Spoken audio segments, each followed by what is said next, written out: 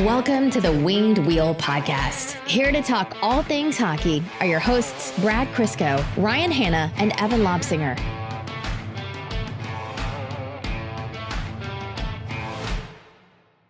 Today was supposed to be a rest day. Yeah, you know, we had, like, going back to last week, just between pre-recording episodes and doing live streams and everything like that, today was supposed to be the one day off that we had. And then Yzerman woke up and decided to solve Detroit's starting goalie of the near to medium future problem. Yeah, you know, the biggest need that everybody's been circling for a while now. Yzerman says, you know what? Expansion draft, actual draft, 2 days apart. I got time in between. Let's do this. I actually had some ambition of Yzerman holding off on this until after the draft. Not like I was like, oh, don't make any trades or signings, but I was like, you know, there's just so much to do. I would love to just be able to sleep peacefully. And I say that in jest because obviously we're thrilled with what happened today. Completely out of left field. No one would have predicted it. Among signing Michael Rasmussen to a great contract today, Steve Yzerman acquired Alex Nedeljkovic from the Carolina Hurricanes for the rights to pending UFA, Jonathan Bernier, and the third-round pick acquired from Vegas all the way back from the Tomas Tatar trade. Welcome to the Winged Wheel Podcast, the special after hours episode, very abbreviated, but we just wanted to do this quick hit for you to obviously talk about that incredibly big news. I'm Ryan Hanna. For some reason, still awake at 11:30. I'm Brad Crisco. So, yeah, this wasn't part of our plan, but when something big enough like this happens, we want to just put out a quick tidbit for you guys, so we hope you appreciate it. So, let's talk about the biggie here. Alex Nedeljkovic is I'm saying star goalie here. He had a breakthrough season in Carolina, but we're talking leading the league in goals against average, leading the league in save percentage last season, and according to Hockey Reference, was top 5 in goals saved above average. In certain other metrics, goals saved above expected, I think by Evolving Hockey, he was third. Third place in Calder Trophy voting for Rookie of the Year. 25-year-old goaltender who has seemingly done the development stage. And Steve Yzerman acquired him for legitimately a throwaway pick. Not to say third-round picks are valueless, but a throwaway pick that's Vegas's third. It's not even Detroit's third. That is closer to a fourth-round pick. And Jonathan Bernier, who was already going to walk in unrestricted free agency. We make jokes. We have like the Yzerman laser eyes meme. We have the Yzer plan jokes. Holy shit. If you are a GM, do your best to not pick up the phone when Steve Yzerman calls because he will take the clothes off your back and you will hand them to him. I'm trying to find an angle to this that isn't incredible for Detroit, and I can't. Okay, obviously I'm on board that this is an incredible deal. They basically gave up a late third-round pick, which, fun side note, this completes the Tomas Tatar trade. So now the return on Tomas Tatar is Joe Veleno, Robert Mastrosimone, and Alex Nedeljkovic, so we can throw that into the hopper for judging, you know, Ken Holland's final significant move on his way out. So thanks for that, Kenny. Please stop ruining Edmonton. The downside to this trade, and it's not a significant one, is he's still fairly unproven. Yes, he was a finalist for Calder. Yes, he put up huge numbers. His total career NHL experience, though, is 29 games. Like, total. And he was the Calder finalist in the shortened season behind a very good team. So you factor that in. Yeah, there is a chance that, a better than slim chance that he's going to end up being terrible or not the starting goalie we think he is. They gave up a late third-round pick and signed him to a 2-year contract for minimal cap hit. So even if that happens, they're not screwed. Like they are, it sucks if that happens, but it almost doesn't even matter, which is the real beauty of this.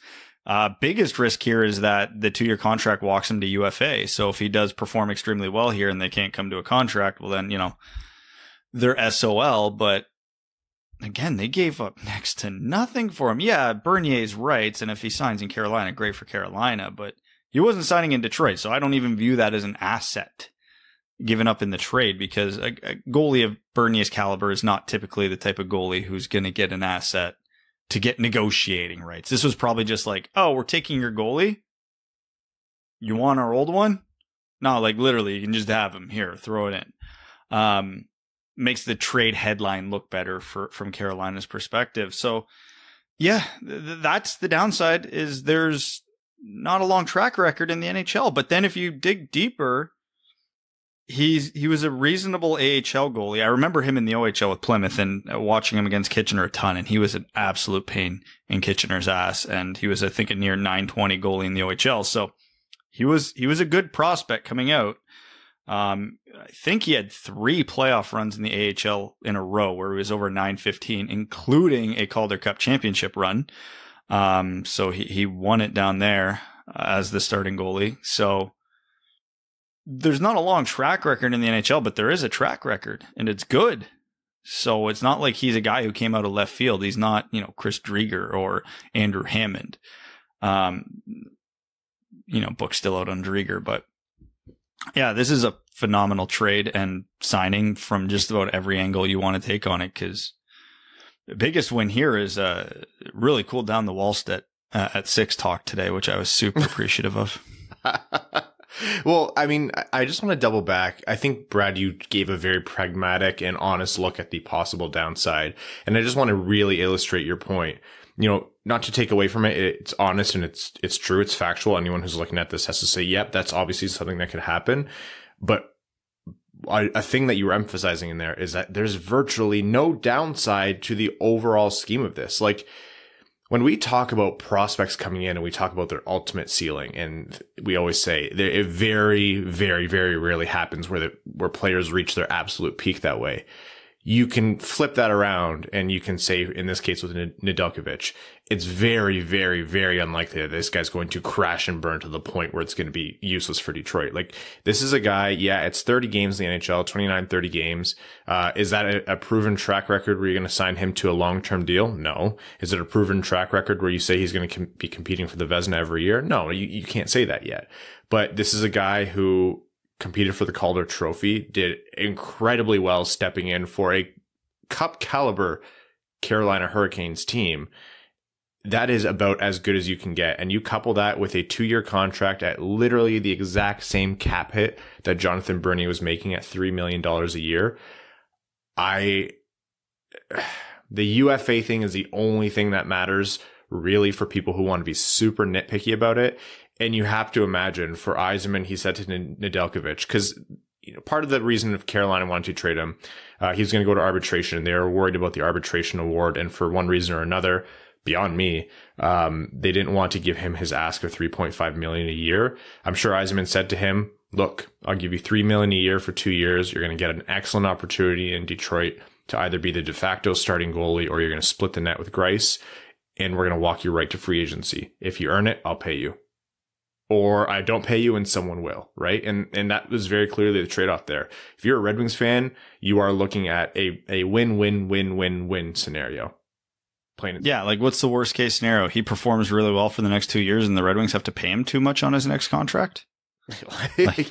Remember when the Red Wings had that problem, when they had players good enough where we were worried about the money they were asking for? That hasn't happened in a long time. What's the next bad scenario here? He plays really well. He wants a lot of money. Detroit's still bad and not willing to sign it to him. Cool. That's a hell of a rental in the second year of the contract. So recoup a good amount of assets there. And yeah, like the truly only bad case scenario is he flames out. He sucks. Okay. We have a crappy backup goalie for 2 years. Here you go, Greiss. You're getting a lot of ice time. That's worst case scenario. And let's allow ourselves to be optimistic here. This is a good young. Oh, I am. I'm very confident. Scrape for excuses. Yeah. And like, I think we've done enough on that front. Let's appreciate this for what it is. This is a 25-year-old goalie who was bought for a pittance. A pittance? I don't know how hard you say the T there. This should solve Detroit's net minding problem for the next 5 to 8 plus years. Should. Or at the very least, it makes it less of a pressing issue. Nedeljkovic is young enough and has enough upside to the point where he can be in the net in some capacity throughout the rebuild. And when the Red Wings come out of it, be their starting goalie for a competitive team. That is the hope here. And that is a very, very real strong possibility for a late third round pick and a pending UFA. Yeah. A late third round pick for the goalie who might be backstopping you when you're good again at a reasonable age. It's absolutely insane to me because I try looking at this from Carolina's angle so many times, and the only solution I can come to is the owner's cheap. Because they don't have a goalie right now signed for next year, and they're supposed to be competing for the cup. None. Zero. Reimer, Mrazek, Bernier, all UFAs. Like, Nedeljkovic was their starter last year.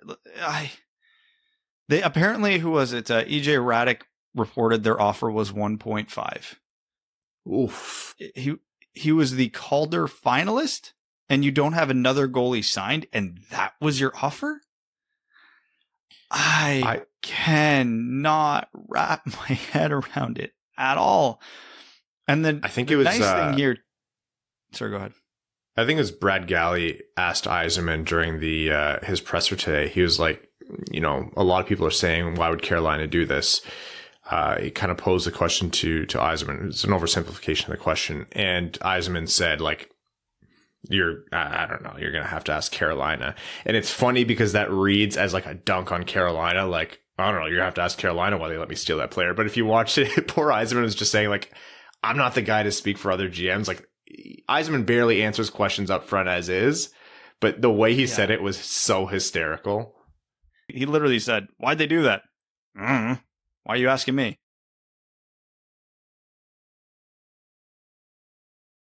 This is fun. This is a goalie who could be the goalie for the Red Wings for the next 7 years. I'm happy. I'm thrilled. The good thing about bringing him in now, a lot of people are going to be saying, well, he's probably not going to put up a, 920, 930 save percentage. No chance. Nobody would on this team. And, a sub 2 goals against average. And yeah, you're absolutely right. I'd be shocked if that happened on these Red Wings. But you know what? He can get his minutes between the pipes. And if at any point there's a stretch of the season where it's just not working for him, Detroit has another goalie capable of holding this net, and Thomas Greiss signed for this next season. If Nedeljkovic's number is 35 games, if it's 50 games, if it's, less or more, whatever it is, Detroit has the option to split that with Greiss. They have, not good goalies, but they have goalies down in the AHL that bring up in case of injury. It's not like they're going to be competing for the playoffs next year in all likelihood. It's just everything is primed here for Detroit to win this, for Nedeljkovic to win this, for the fans to be pumped about it. So, yeah, and you can almost galaxy brain this and say the Red Wings being bad is going to bring down his numbers, which might help the next contract. So, get him in a little cheaper. After next year, you say, hey, we like what you've done. Here's a 3-year extension at, I don't know, $4 million, $5 million. Oh, I did forget to bring up the one other downside I found in trading for Nedeljkovic. It's a small thing, but it's important. It's worth mentioning. Unfortunately, he's from Ohio. I saw that, and I'm going to have to bite my tongue on that one. Well, congratulations, Alex, on making it to the great state of Michigan. It's always happy to see a success story. Ohio, really. All the Ohio listeners are one day going to come to a meetup and just beat the shit out of us for making fun. And then they will realize they are horribly outnumbered.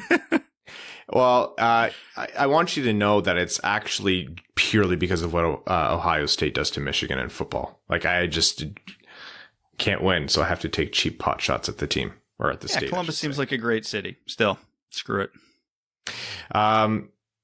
Nedeljkovic is going to come over. It's going to be very exciting. Is he going to wear number 39? Who knows? Thrilled to have him. People money on their jerseys. Yeah, no kidding. If you have a Mantha jersey, it's a longer last name than Mantha. You can just slap the name bar over top of it. It'll be a little lumpy, but it's worth it. No, seriously. What a great day to be a Red Wings fan. Like, truly, like, all the Yzerman jokes are, it's fun to get carried away with them, but for him to make that deal, it was literally 2 days ago where I was saying, man, it sucks that Bernier is going to walk for nothing. And in the end, managed to flip him into Alex Nedeljkovic along with the third. Unreal. Another move that Yzerman made today was locking in a restricted free agent, Michael Rasmussen, to a 3-year deal with a $1.46 million cap hit. His expiry status, he'll be an RFA at the end of it as well. What else is there to say beyond or about this deal besides it's great for Rasmussen, who had good development last year, really ramped that up and showed a lot of what fans have been wanting to see from him for a little while. Cemented his spot on the Red Wings full time for the next foreseeable future. And Yzerman locked up a low risk, high upside contract for minimal cap hit. And if Rasmussen continues to produce and he plays confidently in the middle six in the power play, it's a win for Detroit. Tidy piece of work. Yeah. Yeah, I'm surprised it was 3 years. I was expecting a kind of like a show me deal, like a 1 year, $1 million. Like, hey, let's see what you really are. Because, we were obviously happy with Rasmussen's progression this year, but like, you still can't look past he was drafted 9th overall and he's a forward who put up 12 points in like 40 games. So there's still a long way for him to grow, but it's such a cheap contract. If he devolves into just like a fourth line grinder who eats some minutes on the PK, it's still a worthwhile contract. And if that power play prowess that he supposedly had does come back, not supposedly, he did have it. But if it does start to translate to the NHL level, then it's an absolute steal. Yeah, it's like, I think you're exactly right. Worst case scenario here, Detroit has a fourth line player who they're paying fourth line money. He's big. He can be a physical presence. He's using his physicality a little bit more. And that net front presence is like, even if you're a bad player, you can still know how to be big in front of the net. And we're talking, the floor falls out from beneath him. I liked what I saw from Rasmussen last year. And I think if he keeps that up and keeps chipping away at that, he can be a reasonably productive third line player for Detroit. His flexibility across the forward lines is also something that's an advantage. So, I mean, I would have been happy with today if that was the only deal that was made. I think Red Wings Twitter was already or Red Wings fandom was already really happy. But yeah, all in all, good day to be a Red Wings fan. I want to note the Red Wings are saying goodbye to Jonathan Bernier. He was here for a few seasons, was it? I want to say I want to build the guy a statue. Bernier deserves one. What Bernier did in Detroit was akin to what Jimmy Howard did in his best years in Detroit, especially when the team started to be bad, but he did it to the nth degree. Like, he had a terrible, terrible defense in front of him a lot of the time. A lot of nights he would get shelled and he would just eat all of those pucks. From 2018 through 2021, the guy came in, did his job in net, was happy to be here while he was here, and played behind some pretty unforgiving defenses, giving up a worlds of high danger chances. The numbers weren't always there, but I mean, last season he managed a .914, which was nuts save percentage. But Red Wings fans know how good this guy was. So if he ends up in Carolina, that's amazing, because I think that's a possible winning situation for him. But wherever he goes, I wish him nothing but the best. And I know most, if not all, Red Wings fans feel the same way. Like, Jonathan Bernier was just such a gem for the Red Wings. It's kind of fitting that one of his last games in Detroit was a 50 save 2-1 overtime loss. Yeah. To a T. I know it isn't, but part of me wants to believe that's the reason. He's just like, no, I'm going to market. I'm not doing this anymore. Yeah. A quick note, you'll notice us saying Nedeljkovic. That's just how you pronounce it. I know people get hung up on the J, but good for you to learn that now. Nedeljkovic. He went by Ned a lot in Carolina. I believe that's what they called him. So there's that. you mentioned the point here. I want to pivot to a smaller amount of draft talk before wrapping up this very brief episode. Does this taper off the likelihood of drafting Jesper Wallstedt 6 overall? I won't even mention Kosa. Does this taper off the possibility of drafting Wallstedt? But remember that Yzerman very clearly and explicitly said in today's presser that he does not subscribe right now to selecting for positions of need because it's not easy in the NHL to draft those positions of need and have it translate into your lineup. It's not like the NFL. I know, Brad, you're about to say Moritz Seider, but I'm just parroting what Yzerman said today. He doesn't think position of need is the way to go. They're going to draft the best player available just because A, they have a lot of needs, and B, the NHL is weird in terms of your needs when you're drafting and as opposed to when the player makes the team. All right, Brad, get your piece in. What did Steve Yzerman say about listening to Steve Yzerman? I know. I don't know. I believed him this time. He seemed honest. Well, he also said that he didn't have a goal in his top 10, so we'll see. Should this preclude them from taking Wallstedt at 6? No. Because Wallstedt is at best 2 to 3 years away. Nedeljkovic is on a 2-year contract. If it goes sideways, you have your insurance plan. Again, I'm going to reiterate, I wouldn't do it. And I'm hoping that I'm wrong, and this does help the case of not taking him there. But I am also a believer in best player available. I agree with Yzerman. You don't know what the team is going to look like by the time most of these prospects are going to be ready. So if they truly believe Wallstedt is the best player available at 6, they should still take him. That should not stop them. Is Wallstedt the best available? Maybe. How much risk do you factor in? Who knows? We've had this conversation at length, but no, it shouldn't change it. I'm hoping it does, selfishly. But yeah, I think it's more likely we'll see a goalie or two later in the draft, like take a flyer on a Tristan Lennox, a Benjamin Gaudreau, a Kolosov, something like that. But yeah, I don't think it changes a ton. I agree that I would still want them to target later in the draft. I think it does change something. I think if you're drafting a Wallstedt or a Kosa, you want them within 2 to 3 years. And to me, you have to bank on Nedeljkovic being the answer in 2 to 3 years. That's a lot of draft capital to spend on Wallstedt. And when you can bring in a guy and spend much less capital, which is literally a late third in Bernier, I'm happy to pivot away from Wallstedt here. If they have someone close, if they believe Wallstedt is an insane otherworldly talent, much better than Owen Power, Eklund, Beniers, whoever, then no, they should still draft him. I agree. But if it's close, to me, this pushes them away. With the caveat that they still need to replenish the goalie pipeline. It can't just be Nedeljkovic, the only solution up and down all the way through minors. They need to add some more there.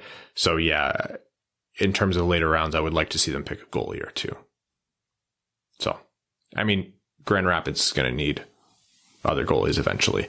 I was happy to pivot away from Wallstedt at 6 when Thomas Greiss was our only goalie, so it doesn't change my opinion. I know you are. A few other notes from the presser. Nothing, terribly newsworthy in terms of Yzerman. A little bit of interesting conversation about Tyler Bertuzzi. The read I'm getting on the Bertuzzi situation, Yzerman said, his goal is to not only sign him in Detroit for next year, but then also long term. I'm trying not to read into it too much. Kind of an impression I'm getting is that maybe the Bertuzzi camp isn't wanting to go long term right now, and that's what Yzerman wants to do, even just to replicate the Mantha situation where you have a good player, cost controlled with term, and then you have flexibility with them, whether you want to keep or move them. A lot of people were saying, oh, this means Yzerman doesn't want to trade Bertuzzi. Look, whether or not he wants to trade Bertuzzi, he's not going to go up there and say, yeah, I'd love to get this guy signed to a great contract so I can flip him for assets. Like, no GM's going to go up there and do that. But yeah, I think there's maybe a little bit of a discussion going on there with the Bertuzzi contract. And it might be an interesting negotiation because Bertuzzi probably wants his full value. And Yzerman's probably saying, well, I mean, you missed the entirety of last season pretty much. So something's got to give here. So we'll see where that one goes. He's expecting a little bit of a pause here until after the draft, just because agents are focusing more on UFAs right now. So RFAs take a little bit of a back burner. So that said, I'm fully expecting him to make a major signing at 2 a.m. after we post this late night episode. Yeah, they're literally printing the paper as we record. Yeah. All right. The Red Wings sign Rasmussen to a 3-year deal. The Red Wings acquire presumptive starting goalie of the future, Alex Nedeljkovic, and then sign him to a 2-year deal. Any final thoughts here, Brad, on that? No. All right, everyone. Man, it's almost midnight. You're not getting anything else out of me at this point. Yeah, that's probably a good time to call it. Thank you for tuning into this very, very, very brief episode of the Winged Wheel podcast. Just wanted to get this quick hit out to you. Don't know when you're listening to this, but if it's before the NHL draft, tune into our live stream on YouTube, youtube.com/Winged Wheel podcast. Follow us on Twitter at Winged Wheel Pod. The whole shebang. Draft weekend's coming. We're pumped for it. Stay tuned. Go to bed. Thanks for tuning in to the Winged Wheel Podcast. Be sure to check out wingedwheelpodcast.com, where you can subscribe to the show on iTunes, Spotify, or wherever you get your podcasts. You'll also find links to other ways to support the show, such as Patreon, official podcast apparel, and more. And don't forget to follow the show on Twitter at Winged Wheel Pod. And of course, the hosts at Brad Crisco, at Ryan Hanna WWP, and at Hockey Town Evan.